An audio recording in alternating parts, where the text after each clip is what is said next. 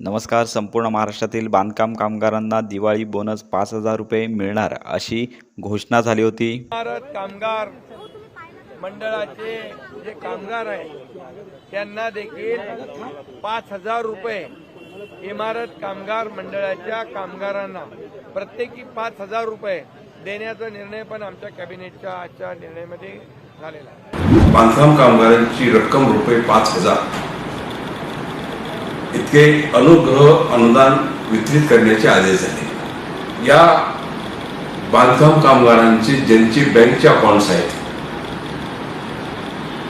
जे कार्ड त्यांचं रनिंग आहे, जीवित आहे, अशा लोकांना त्यांच्या अकाउंटवरती 5,000 आम्ही वितरित करत आहोत. तर अशा प्रकारे संपूर्ण महाराष्ट्रातील जे बांधकाम कामगार आहेत तर यांना दिवाळी बोनस देण्यासंदर्भातला आश्वासन झालं होतं, परंतु हे आश्वासन अद्याप पूर्ण करण्यात आले नाही आहे. आणि लक्षात घ्या की दिवाळी बोनस मिळणार, तर या पार्श्वभूमीवरती अनेक बांधकाम कामगार जे आहेत तर यांनी मंडळामध्ये धाव घेतली, परंतु त्यांना सदरचा बोनस मिळालेला नाही आणि केवळ GR आले नसल्यामुळे सदरचा बोनस जमा करण्यात आले नाही आहे.